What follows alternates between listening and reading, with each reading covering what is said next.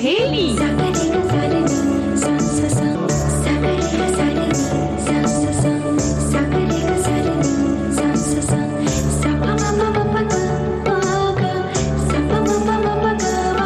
सखी सहेली।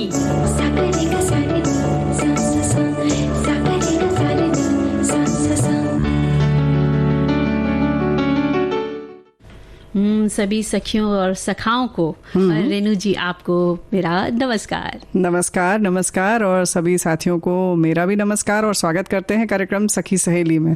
सखी सहेली के चौबारे पर हम सब आपका स्वागत करते हैं। हमारे साथी ने लिखकर भेजा है भाई। अच्छा तो हम भी उनका स्वागत करते हैं सखी सहेली के चौबारे पर। जी हाँ, और चौबारे पर हम क्या क्या लेकर आए हैं। बिल्कुल, आज हम बात करेंगे अंतर्राष्ट्रीय दिवस के बारे में और अंतर्राष्ट्रीय सहिष्णुता दिवस है ना, के बारे में बात करेंगे और बात करेंगे कि गपशप कितनी खास। क्या बात है, यानी गपशप भी करेंगे बहुत सारे विषयों पर। हाँ।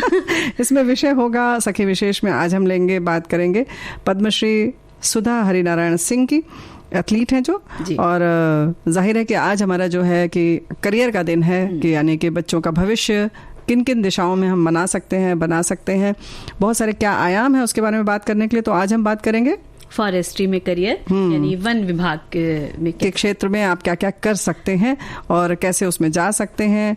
और जाहिर है कि पद्मश्री सुधा जी जो हैं वो बहुत कम उम्र में बहुत अच्छा इन्होंने प्रदर्शन किया, उन्हें जो योग्यता उन्होंने हासिल की उसके बारे में चर्चा करेंगे, है ना? बिल्कुल चर्चा करेंगे, क्योंकि भाई आज का दिन ही है ऐसा कि हमने जो विषय लिया है गपशप, तो गपशप के बिना तो सखी सहेली का मंच अधूरा सा लगता है। हमारी सभी सखियां आती हैं और आप आती है और साथ में हंसी मजाक चुहलबाजी और विषयों की जानकारी होती है, तो बड़ा अच्छा लगता है क्योंकि आज है अंतर्राष्ट्रीय सहिष्णुता दिवस। जी हाँ। और इस दिन को शुरू करने के पीछे यही प्रमुख उद्देश्य है कि शिक्षण संस्थानों और बड़े पैमाने पर लोगों को ये विश्वास दिलाया जाए कि सहिष्णुता समाज का एक अभिन्न अंग है। जी हाँ। और संयुक्त राष्ट्र द्वारा सहिष्णुता के वर्ष के रूप में चिन्हित होने के बाद से ये दिन मनाया जा रहा है और 16 नवंबर की तारीख को ही चुना गया था क्योंकि ये सहिष्णुता पर सिद्धांतों की यूनेस्को की घोषणा की वर्षगांठ का दिन है। तभी से 16 नवंबर को प्रतिवर्ष अंतर्राष्ट्रीय सहिष्णुता दिवस मनाया जा रहा है। जी हाँ, और हमारे साथी लोग जैसा कि हर बार होता है बहुत अच्छे अच्छे कमेंट्स इन्होंने लिखकर भेजे हैं हमारी साथी ने। और आप लिखती हैं कि यूनेस्को ने साल 1994 में महात्मा गांधी के जन्म की 125वीं वर्षगांठ को ये घोषित किया और ये दिन शांति, अहिंसा और समानता के महात्मा के मूल्यों को प्रोत्साहित करता है। सहिष्णुता और अहिंसा को बढ़ावा देने के लिए यूनेस्को मदन जीत सिंह पुरस्कार वैज्ञानिक सहिष्णुता और अहिंसा की भावना को बढ़ावा देने के उद्देश्य से वैज्ञानिक, कलात्मक, सांस्कृतिक या संचार क्षेत्रों में महत्वपूर्ण गतिविधियों को पुरस्कृत करता है और 16 नवंबर को अंतर्राष्ट्रीय सहिष्णुता दिवस के अवसर पर प्रत्येक 2 साल में ये पुरस्कार प्रदान किया जाता है। मंजरे, और सहिष्णुता हमारी दुनिया की संस्कृतियों की समृद्ध विविधता है, अभिव्यक्ति के हमारे रूपों और मानव होने की तरीकों का सम्मान है, स्वीकृति और प्रशंसा भी है। बिल्कुल। और ये बात जो घोषणा की गई थी, अंतर्राष्ट्रीय दिवस लोगों के लिए दूसरों के अधिकारों और विश्वास का सम्मान करने और उन्हें पहचान के बारे में समझने और सीखने के लिए प्रेरित करता है। बिल्कुल। और जैसा कि हर बार होता है ना मंजरी, की कोई भी दिवस इसलिए मनाते हैं कि उस दिन उस चीज के प्रति, उस विषय के प्रति या कोई खास स्थान हो या कोई भी संबंध हो, कोई बीमारी हो, उसके बारे में सजग रहे हैं, हम सतर्क रहे हैं और एक बार फिर उस पर विचार करें कि ये है क्या और समाज में इसकी क्या आवश्यकता है और हम क्यों मना रहे हैं। जी बिल्कुल बिल्कुल। और इस तरह से जब हम बातें करते हैं विषय के ऊपर, तो क्या है जो नहीं भी जानते हैं उनको भी इन सब चीजों की जानकारी हो जाती है और वो कहीं ना कहीं तो उनके अंदर ये विचार जाते हैं और वो अपने जीवन में अमल करने की कोशिश करते हैं कि हमें एक दूसरे के प्रति कैसा रहना है। जी हाँ। और इसलिए आज के दिन अगर हम बात करें, जैसे सहिष्णुता दिवस है, तो इस दिन चर्चाएं होती हैं, ध्यान केंद्रित किया जाता है कि अनेक प्रकार के अन्याय, उत्पीड़न, जातिवाद या कोई भी हो, अनुचित भेदभाव, ये सब जो समाज में हो रहे हैं उनका जो नकारात्मक प्रभाव है वो कैसे तकलीफ देता है या समाज में कैसे कुरीतियां पैदा करता है, उन्हें कैसे दूर किया जाए, ये ज़्यादा महत्वपूर्ण है। इस पर विचार किया जाता है और कई जगह जैसा कि आप सब जानते हैं कि निबंध प्रतियोगिताएं या वाद विवाद प्रतियोगिताएं, इन सब चीज़ों का मतलब आयोजित की जाती हैं प्रतियोगिताएं। और शिक्षक जो है छात्रों को ये सहिष्णुता, मानवाधिकार, अहिंसा पर केंद्रित मुद्दों को समझने के लिए व्याख्यान आदि भी देते हैं। तो तरह तरह से कोशिश ये की जाती है, पोस्टर्स लगाए जाते हैं, और जैसे कि अभी हम चर्चा कर रहे हैं ना, ये भी एक माध्यम है, संचार माध्यम से हम इस तरह से लोगों को जागरूक करने की कोशिश की जाती है। और स्कूल में जैसे शिक्षक करते हैं, बच्चों को बताते हैं, तो जितने भी स्कूल के बच्चे होते हैं तो उनको बचपन से ही सब चीजें पता चलने लग जाती है, तो कहीं ना कहीं उनके जीवन पर असर पड़ता है और वो एक अच्छी राह पर चलने के लिए प्रेरित हो जाते हैं। बिल्कुल सही है। और एक दूसरे का सम्मान, प्रशंसा और सहयोग करना ही तो सहिष्णुता है। ये मानव अधिकारों और मौलिक स्वतंत्रता की रीढ़ है। लोगों में भिन्नता होती है, फिर भी वे समान होते हैं। इसीलिए एकजुट होकर रहने का प्रयास करना चाहिए। और शिक्षक के द्वारा हम एक दूसरे को समझ सकते हैं, जो शिक्षा के द्वारा जो कह सकते हैं कि हम एक दूसरे को समझ सकते हैं। और असहिष्णुता को रोकने के लिए शिक्षा जो है वो बहुत ही अच्छी होती है, उत्तम मानी गई है। सहिष्णुता दूसरों के अधिकारों और स्वतंत्रता के लिए सम्मान है। सहनशीलता नैतिक कर्तव्य ही नहीं बल्कि वर्तमान युग की आवश्यकता भी है। बिल्कुल, सहिष्णुता और अहिंसा को बढ़ावा देने के लिए राज्यों को समानता और बुनियादी मानवाधिकार के लिए जो भी कानून है उनका कड़ाई से पालन हो, लोग उसको अमल में लाएं और दूसरे की भी आज़ादी को समझें। और जाहिर है ना मंजरी, अगर हम सहिष्णु होंगे तभी तुम अपनी आज़ादी अच्छे से उसका आनंद ले सकते हो, नहीं तो हम परेशान हो जाएंगे या तुम परेशान हो जाओगे। तो ये है कि एक दूसरे के से हमारे जो संबंध हैं एक दूसरे पर निर्भर करते हैं, हमारे दूसरे के व्यवहार पर भी एक तरह से चेन बनती जाती है। बिल्कुल, हम अपने बगल वाले के साथ अच्छा व्यवहार करें, वो उसके साथ ऐसे बढ़ते हुए एक चेन हो जाती है, तो एक अच्छे से समाज का निर्माण होता है। बिल्कुल, तो अगर केवल तुम अगर अच्छा व्यवहार कर रही हो और हम नहीं कर रहे, हम सहिष्णु नहीं हैं, तो कब तक करोगे फिर? मतलब एक गलत धारणा आगे तक जाएगी। हाँ बिल्कुल, तो एक गलत विचार सामने जाएगा और फिर वो भी उसी विचार में उलझ जाएगा। तो एक अच्छे विचारों को, और कहते हैं ना वर्तुल उसका बनना चाहिए, उसकी लहरें बननी चाहिए और उनका और विस्तार होना चाहिए। भाई ये गाना बड़ा प्यारा था रेणु जी, बहुत अकेली मत जाइए। और वाकई में अकेली मत जाइए, आप हमको भी ले चलिए, साथ में चलेंगे, कुछ बातें करेंगे।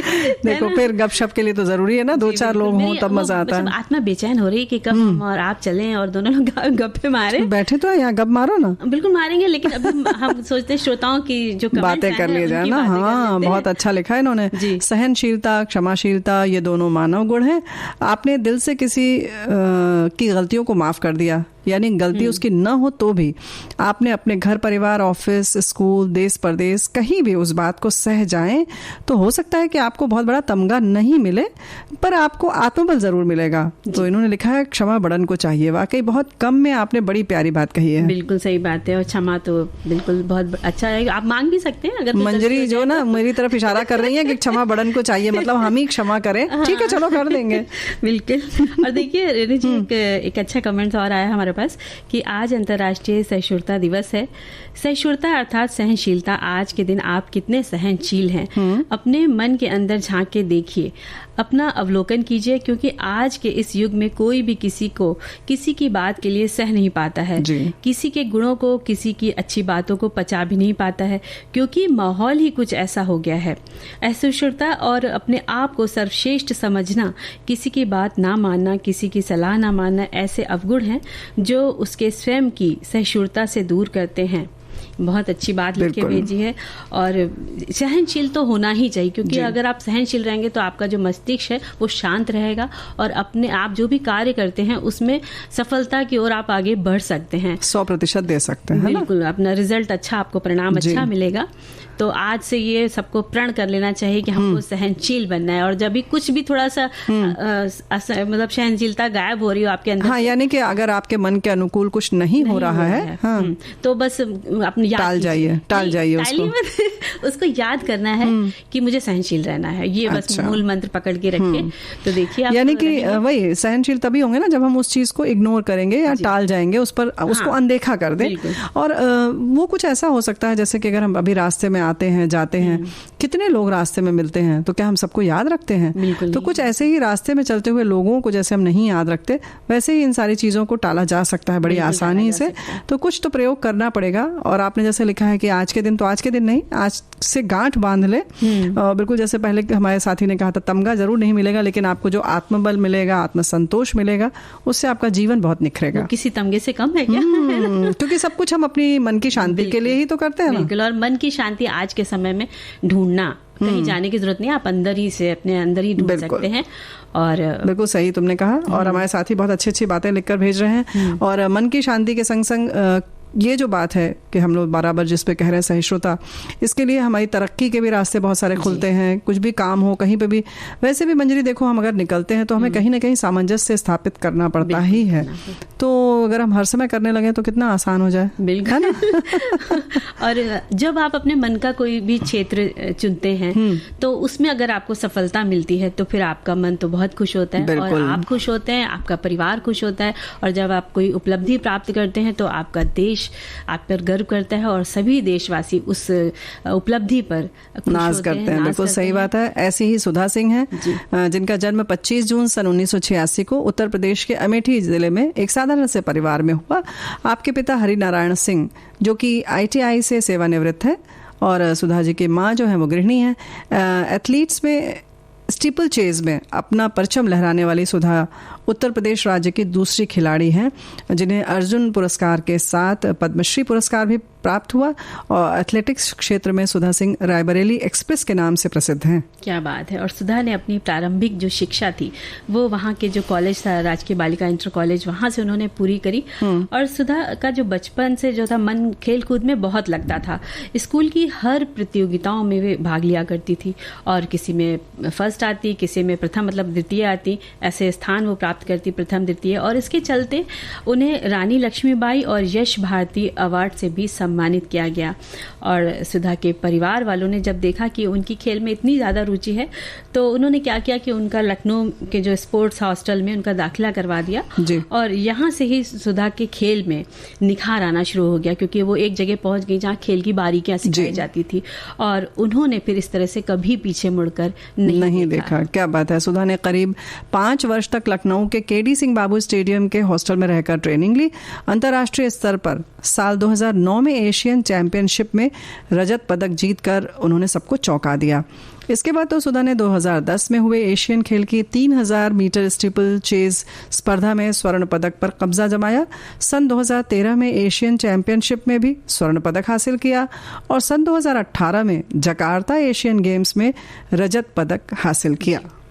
और मात्र 34 वर्ष की आयु में ही उन्होंने खेल के क्षेत्र में राष्ट्रीय स्तर पर दिया जाने वाला सर्वोच्च सम्मान अर्जुन पुरस्कार के बाद उन्हें पद्मश्री भी मिला, जो भी हाल में ही दिया गया है। उन्होंने दृढ़ संकल्प और मेहनत के बल पर देश का गौरव बढ़ाया। और इससे पूर्व सुधा सिंह ने 2003 में शिकागो में जूनियर नेशनल एथलीट चैंपियनशिप में कांस्य पदक जीता। सन 2004 कल्लम में जूनियर नेशनल एथलेटिक्स चैंपियनशिप में रजत पदक, सन 2007 में नेशनल गेम्स में पहला स्थान यानी स्वर्ण पदक, सन 2008 सीनियर ओपन नेशनल में पहला स्थान, सन 2012-16 में ओलंपिक में देश का प्रतिनिधित्व किया। और स्टीपल चेज बता दें उसमें बहुत सारी रेस होती हैं, एक तरह के नहीं होते, उसमें दौड़ना भी होता है, ऊंची छलांग भी लगानी होती है, लंबी कूद भी करनी होती है, पानी में भी दौड़ना पड़ता है, तो मैदानी सीधे समतल में भी दौड़ना पड़ता है। और अगर आपको एक फिल्म बता दें कि पान सिंह उम्र में पान सिंह जो थे वो यही स्टीपल चेज करते थे, अगर आपने फिल्म देखी होगी तो आपको जरूर याद होगा। बिल्कुल। और ऐसी जो प्रतिभावान सुधा सिंह ने अपनी सफलता का परचम लहरा के देश का मान बढ़ाया और साथ में कितनी युवाओं की वो प्रेरणा बनी। बिल्कुल। अगर कहते कि रेणु जी अगर मन में अटल इरादा हो तो व्यक्ति कुछ भी कर सकता है, लेकिन उसके अंदर जुनून और जज्बा और उसकी चाह होनी चाहिए, जिस चीज को वो पाना चाहता है। निरंतर रात दिन उसी के सपने देखे तो वो एक दिन सपना उसका पूरा हो ही जाता है। सपना देखे लेकिन साथ में प्रयास भी करे, मेहनत भी करे क्योंकि बिना मेहनत और इरादों के कुछ नहीं होता है। और तो सपने देखना ही, आपने बिल्कुल सही कहा। सपना देखें, अभ्यास करें, और साथ में जो आज सहिष्णुता दिवस है इसलिए इसको जोड़ना बड़ा अच्छा लग रहा है, सामायिक भी लग रहा है मंजरी, कि ये सब के साथ में अगर हमने अपने आप को कहीं और उलझा लिया इस तरीके की समस्याओं में कि छोटी छोटी कहीं कोई दिक्कत हुई, जैसे कि अभी हम बात करें कि वो जैसे छात्रावास में रहती थी, है ना, तो ऐसा नहीं है बड़ा आसान रहा होगा, वहाँ की जो दिक्कतें हैं वहाँ आपको बहुत सारी चीज़ों को बर्दाश्त करना पड़ता है, लेकिन अगर हम उसमें उलझ कर रह जाएं तो आप देखिए फिर मंजिल इतनी दूर हो जाएगी कि आपको पाना तो दूर वो दिखाई भी नहीं देगी, है ना। क्योंकि हॉस्टल में जब बच्चे रहते हैं तो अकेले उन्हें सब चीज़ देखनी पड़ती है, सुबह उठना, अपने काम भी मैनेज करने पड़ते हैं, कपड़े लत्ते, पढ़ाई लिखाई जो भी है, तो एक तरह से वहाँ पर और सर्किल भी होता है, तो आपको आत्मनिर्भर भी बनना पड़ता है, बहुत तरीके की और राजनीतियाँ भी होती हैं, ऐसा नहीं कि सब लोग बहुत सामान्य आपको मिले। इसके संग संग जब खिलाड़ी होते हैं ना मंजरी, तो आप सब अब तो फिल्में इतना हम देखने लगे हैं या पढ़ने भी लगे, हमें पता है किस तरह से प्रतिबंधित खाना मिलता है उनको, एकदम अनुशासन में रहना पड़ता है, कितने बजे उठना है, सब चीज़ उनकी बिल्कुल निर्धारित होती है। बहुत सारी अपनी पसंद की चीज़ें छोड़नी पड़ती हैं खाने के लिए जी। और प्रतिस्पर्धा भी बहुत होती है, तो एक दूसरी जो लड़कियां आपस से प्रतिस्पर्धा करती हैं, तो उसमें आपको अपने आप को बच के भी रहना कि कब वो आपको डाउन करने वाली, गिराने वाली, किसी भी बातों से, चाहे खान पान से हो, चाहे उठने बैठने से हो, तो बहुत सारी चीज़ें ध्यान रखनी पड़ती हैं, बहुत सारी चीज़ों को छोड़ना पड़ता है, आगे बढ़ना है अगर तो, और उसके लिए सहनशील होना पड़ता है, क्योंकि आज का दिन ही सिखा रहा है। जी हाँ, बिल्कुल सही बात है। तो इस तरह से फिर और क्या सोच रही थी? नहीं, सोच नहीं रहे, बिल्कुल बात सही है कि हर जगह पर सहिष्णुता बहुत आवश्यक है, और सच बात है कि हम सामंजस्य स्थापित करेंगे तभी हम अपने लक्ष्य को पा सकेंगे। अभी हम आपको सैर कराते हैं जंगलों की, ऐसा वहाँ, और वहाँ पर बहुत सारी चीजें। वही तो मैंने कहा, भूल भुलैया तुमने पहले कह दिया, वैसे भी जंगल में जाओ तो कहीं ना कहीं गुम होने का डर रहता है। एक पेड़ से दूसरे पेड़ से तीसरे पेड़ तक कहाँ पहुंच जाए, किधर नदियां आ जाए, झरने आ जाए, और कहाँ छुपे हुए रेणु जी झाड़ी के पीछे जानवर बैठे, तो इन सब से हमें संभल के रहना पड़ता है। लेकिन पर्यावरण की अगर जब बात आती है तो वनों का इतना महत्व है। जैसे हम अगर सोचते हैं ना कि हम पौधे लगा लेंगे, तो ऐसा नहीं है। वन होते हैं, जंगल होते हैं, उनका ये कहीं से भी ये व्यवस्था नहीं है इसकी दूसरी की हम नहीं कर सकते, क्योंकि वो हजारों सालों में बड़े होते हैं और किस तरह से जमीन को पकड़ते हैं। बिल्कुल, और उनके फलों के बीज गिरते, वो अपने मनमर्जी से जहाँ गिरते हैं वहां पर वो पनप जाते हैं। बिल्कुल तो सही। जब वो बारिश के मौसम में वो फिर उन्हें पानी मिलता है, वो फिर से हरे भरे हो जाते हैं। लेकिन हमारा भी कुछ कर्तव्य होता है कि हम उन जंगलों के रखरखाव के बारे में ध्यान दें, और वहाँ के जो पशु पक्षी हैं उनके बारे में भी हम ध्यान दें। तो जो एक करियर की बात हम लोग कर चले कि यानी कि इस पूरे वन जो है वो अपने आप में एक पूरा विभाग है, और उसमें तरह तरह से नौकरियां भी हैं, और बढ़ती हुई पर्यावरण की समस्याओं के कारण इनको सुरक्षित रखना तो बहुत ज़रूरी है, जिस पर हम चर्चा कर रहे हैं। और इसको बचाने के लिए ट्रेंड प्रोफेशनल जैसे कि forestry specialist, forestry management expert और फॉरेस्ट ऑफिसर्स की ज़रूरत पड़ती है, यानी वन अधिकारी जो होते हैं उनकी बहुत आवश्यकता होती है। इन्हें एक ख़ास तरीके से प्रशिक्षण दिया जाता है। ये जंगल के कोने से वहाँ रहने वाले प्राणियों से परिचित रहते हैं, एक एक कोने से उन्हें परिचय रहता है, वहाँ की वनस्पतियों से, मौसम से, और ऐसे में आज इस करियर की मांग तो है ही, और इसमें खास तौर से वनों के रखरखाव पर ध्यान दिया जाता है। बिल्कुल। और फॉरेस्ट्री में करियर बनाने के लिए न्यूनतम डिग्री 10+2 फिजिक्स, केमिस्ट्री और बायोलॉजी होना बहुत ज़रूरी है। जो विद्यार्थी हैं वो बीएससी फॉरेस्ट्री का कोर्स करने के बाद forest management, commercial forestry, forest economics, would science and technology, wild life science, veterinary science आदि के कोर्स कर सकते हैं। बिल्कुल। बीएससी यानी कि बैचलर इन साइंस के बाद एमएससी, मास्टर्स कर सकते हैं, आसानी से प्रवेश मिल जाएगा अगर नंबर अच्छे हैं। मास्टर्स डिग्री के बाद आप चाहें हमारे विद्यार्थी तो एमफिल कर सकते हैं या शोध कार्य भी कर सकते हैं, यानी पीएचडी कर सकते हैं। ऐसे बहुत सारे संस्थान हैं जो PG diploma in forest management भी कराते हैं। जी। और फॉरेस्ट्री में बैचलर डिग्री के बाद आप यूपीएससी द्वारा आयोजित इंडियन फॉरेस्ट सर्विस की परीक्षा में भी शामिल हो सकते हैं। और कुछ प्रमुख कोर्स हैं, जैसे बीएससी इन फॉरेस्ट्री 3 वर्ष का जो होता है, एमएससी इन फॉरेस्ट्री 2 वर्ष का, बीएससी इन वाइल्ड लाइफ 3 वर्ष का होता है, MSc in would science and technology 2 वर्ष का कोर्स होता है, और PG diploma in forest management ये 1 या 2 वर्ष का वर्षीय पीएचडी इन फॉरेस्ट्री 3 वर्ष का कोर्स होता है, जो आप जानकारी लेकर के जिसमें आपको जाना है उस तरह से आप उसको कर सकते हैं। बिल्कुल। आईएफएस यानी इंडियन फॉरेस्ट सर्विस के लोगों का काम जो है वो जंगल की देखभाल, नए लगवाना और वनस्पतियों को लगवाना, पौधे लगवाना, पेड़ पौधों की नई प्रजातियों की रक्षा करना। यूपीएससी हर साल जुलाई में आईएफएस एग्ज़ाम आयोजित करती है, और इस परीक्षा के लिए प्री, मेंस, इंटरव्यू 3 चरण जैसे होते हैं, बाकी उसमें होते हैं संघ लोक सेवा आयोग की जो परीक्षा जैसे होती है वैसे ही होती है। और आईएफएस परीक्षा में चयन के बाद सबसे पहले फॉरेस्ट रेंज ऑफिसर के पद पर आपकी नियुक्ति हो जाती है। और कुछ पद और भी हैं जिन्हें आप समझ सकते हैं और अपनी रुचि के अनुसार भी उन्हें चुन सकते हैं, जैसे फॉरेस्ट रेंजर है, वाइल्ड लाइफ जर्नलिज्म का है, एनवायरनमेंट रिसर्चर है, जू क्यूरेटर है, और डेंड्रोलॉजिस्ट, ये जो पेड़ पौधे के वैज्ञानिकों के अध्ययन के लिए स्पेशलिस्ट तौर पर जाने जाते हैं। इनका काम पेड़ों का जीवन चक्र, ग्रेडिंग या क्लासिफिकेशन, मेजरिंग और रिसर्च करना होता है। यानी कि अलग अलग पेड़ों का उनकी उम्र तक ये लोग पता कर लेते हैं अगर पढ़ाई कर लेते हैं तो। जी। और इसके अलावा इथनोलॉजिस्ट जो होते हैं वो वनों में जैव संपदा में होने वाले परिवर्तन और उनकी कार्य प्रणाली का स्टडी करते हैं, जो इथनोलॉजिस्ट होते हैं। और एंटोमोलॉजिस्ट और सिल्वीकल्चरिस्ट आदि पद होते हैं। तो आप उसके बारे में बहुत, अगर जॉब करना चाहते हैं तो आप उसके बारे में गहन अध्ययन करके कि किस तरह से आपको किस फील्ड में जाना है, उस तरह से आप उसको अप्लाई, क्योंकि सुरक्षा अलग चीज हो जाती है, पौधों के बारे में जानकारी, मौसम के बारे में जानकारी, उनके महत्व की जानकारी अलग होती है, उसमें पैसे का मैनेजमेंट देखना अलग होता है ना, व्यवस्थापक अलग होते हैं, निगरानी करने वाले अलग होते हैं, और उनकी जो संरक्षण जो होता है या उनका और गार्ड होते हैं, तो वो सब बिल्कुल बहुत तरीके की जॉब है इसमें।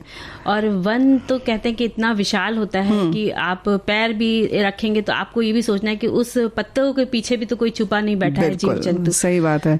यानी कि यहाँ पर खतरा बहुत है, लेकिन उसी के साथ साथ रोमांच है, बहुत सारी जानकारियों का भंडार होता है ये क्षेत्र, यानी वन क्षेत्र में अगर आप आए, इसे जिसे खासतौर से मंजरी एडवेंचर पसंद हो, है ना, जिसको रोमांच पसंद हो, हर वक्त कुछ थ्रिलिंग करने का मन हो, बहुत मेहनती हो, बहादुर हो, वही इसमें जाए तो अच्छा है ना। बिल्कुल, नहीं तो मलबड़ा आधे घबरा जाएंगे, भाग लिए। तो ये सब चीजें थी।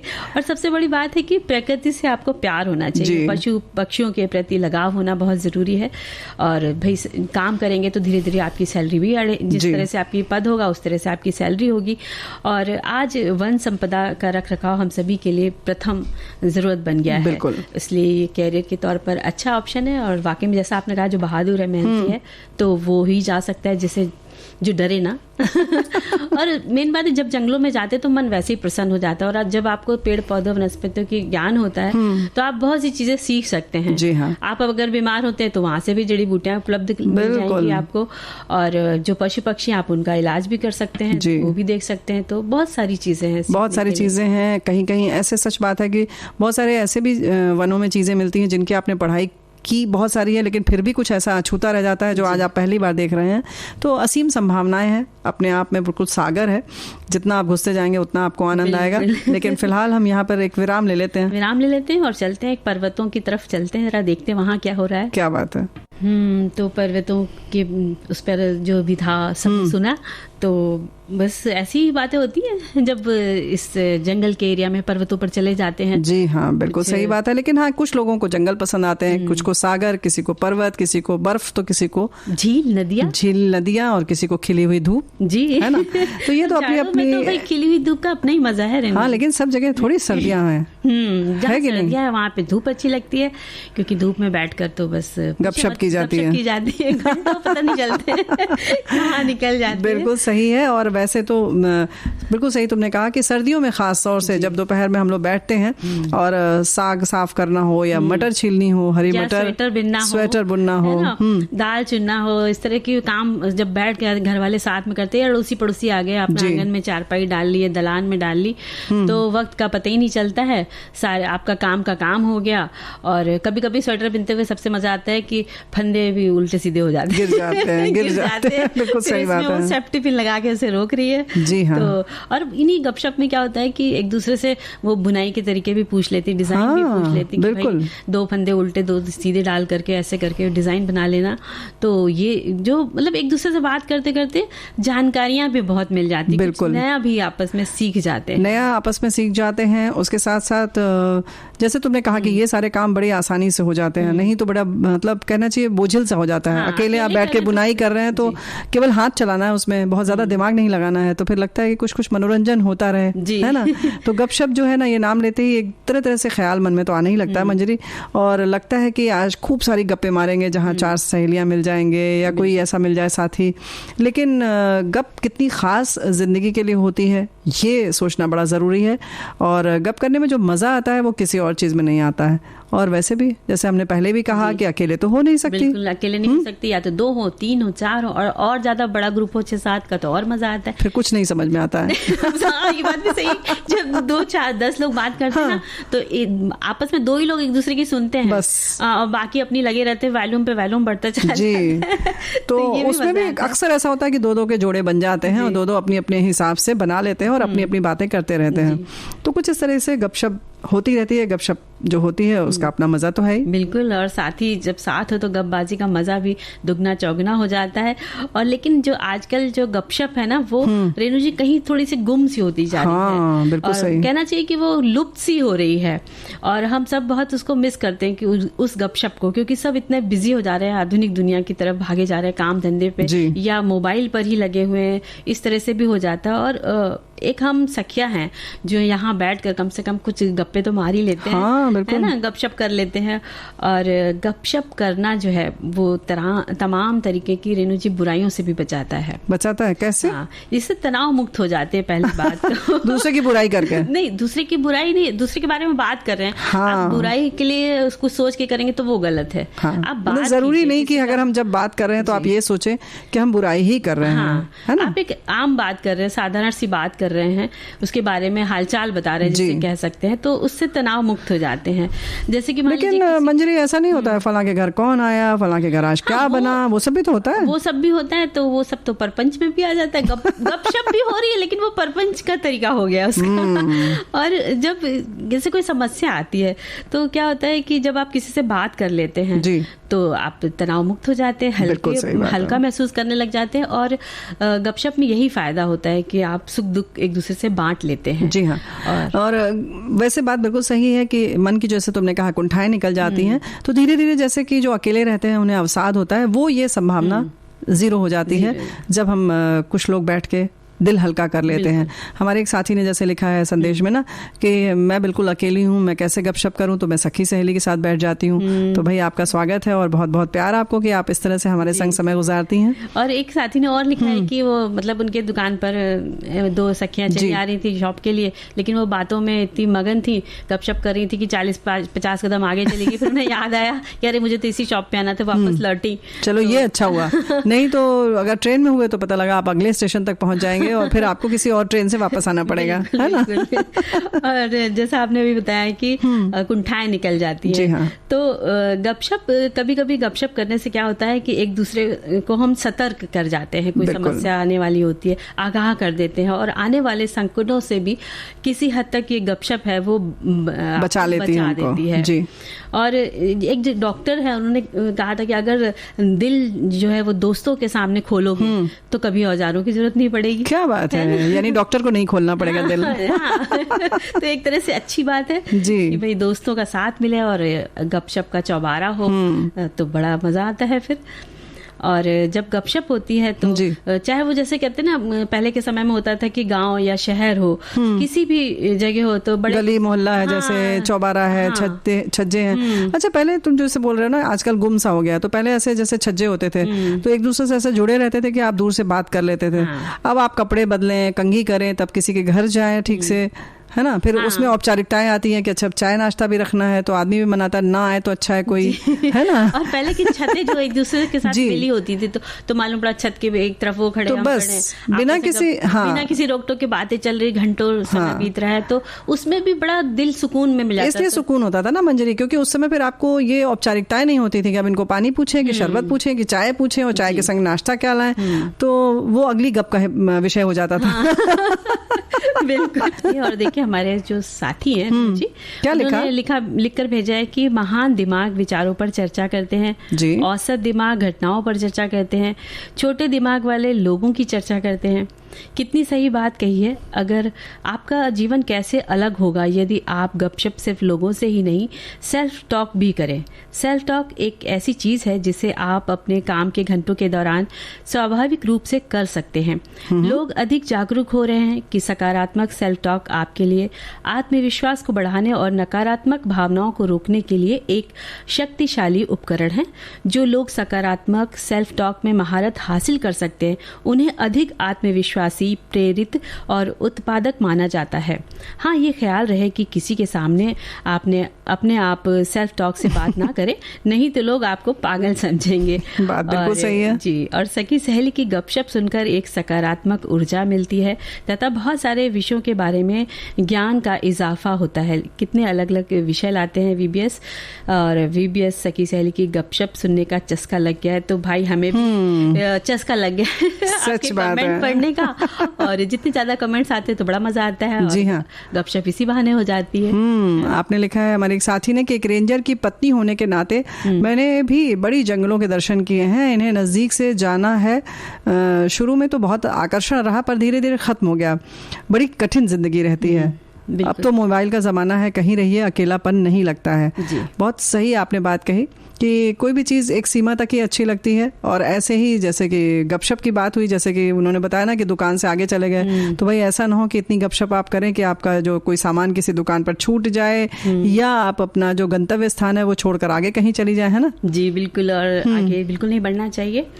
और इसी के साथ एक खबर थी जो आप पढ़ने वाली थी, है ना? जो हम गपशप की बात करेंगे या उससे पहले कुछ और जो नहीं, गपशप की बात इसलिए करना बड़ा ज़रूरी है क्योंकि अक्सर जैसे कि इन्होंने लिखा जो उस पर हम थोड़ा सा ये कहना चाहते हैं कि दिमाग की बात नहीं है इसमें। इन्होंने लिखा औसत दिमाग वाले जो होते हैं, ऐसा नहीं होता। हम खुद भी बहुत तेज दिमाग वाले लोग भी अक्सर विचारों की चर्चा नहीं करते बल्कि इंसानों की चर्चा करते हैं। तो ये निर्भर करता है कि हम हैं तो हमारा दिमाग बहुत अच्छा, लेकिन हम किस स्तर की चर्चा कर रहे हैं, है ना? तो चर्चा से स्तर मतलब किस स्तर की चर्चा कर रहे हैं, ऐसा नहीं कि उससे आपका दिमाग का स्तर कम या ज्यादा पता चलता है। अक्सर हम भी वो गलतियां करते हैं। तो हमें आत्मविश्लेषण जरूर करना चाहिए और ये देखना चाहिए कि हम किस स्तर की बात कर रहे हैं, यानी कि किसी की फिलॉसफी की बात करें, जीवन दर्शन की बात करें। तो ये सब चीजें विषय हो सकते हैं। जैसे तुमने पहले कहा ना कि हमें बहुत सारी घटनाएं पता चल जाती हैं, बहुत सारी चीजें सीखने को मिलती हैं।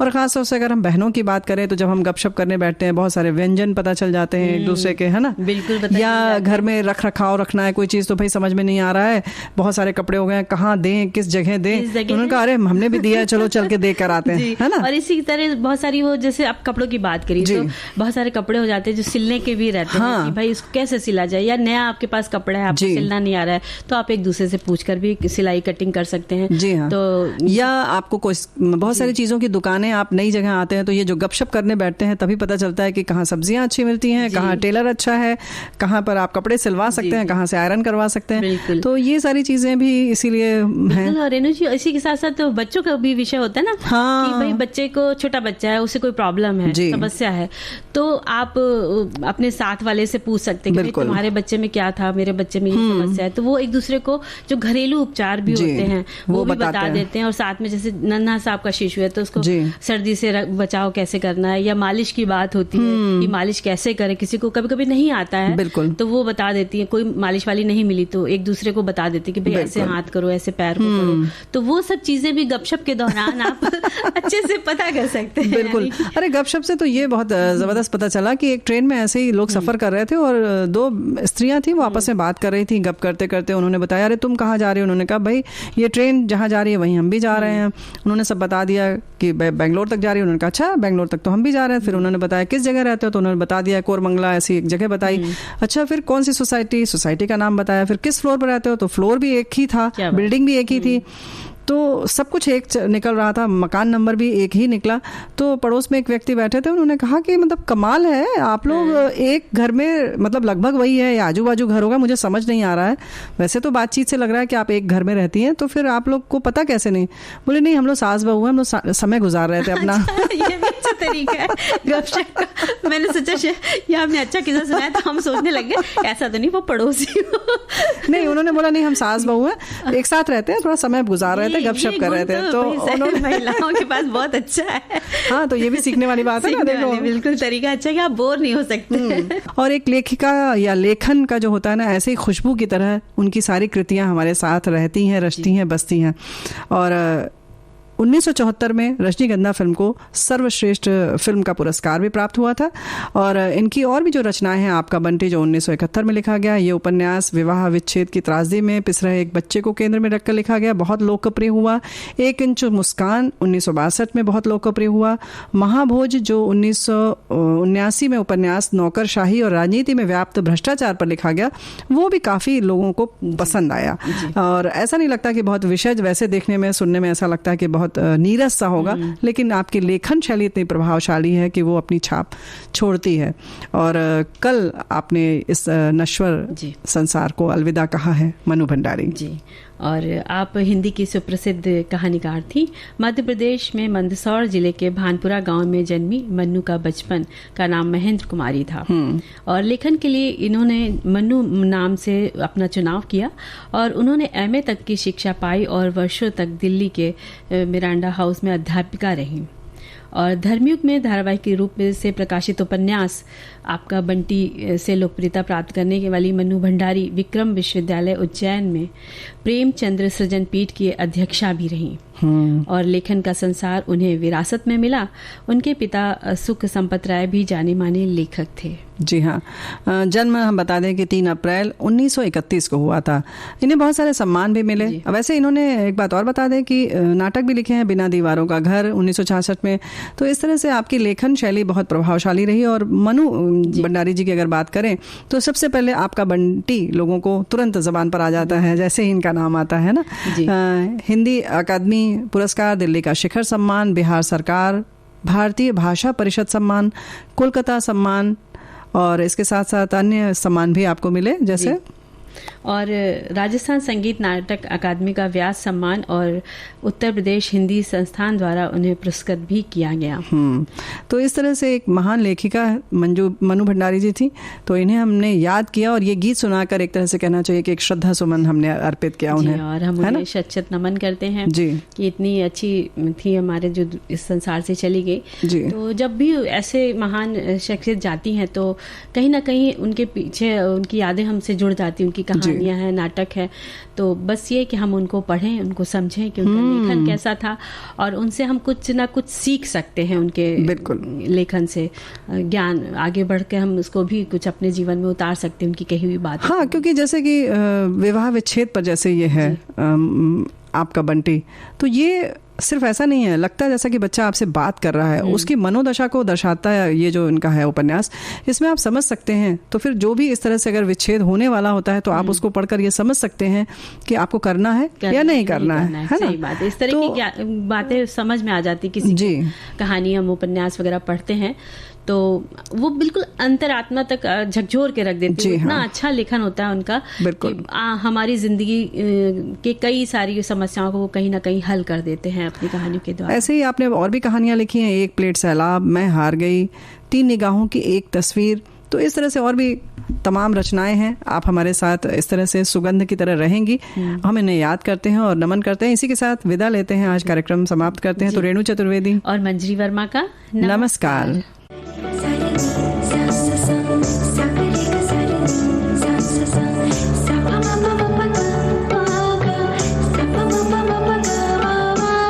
सखी सहेली सखी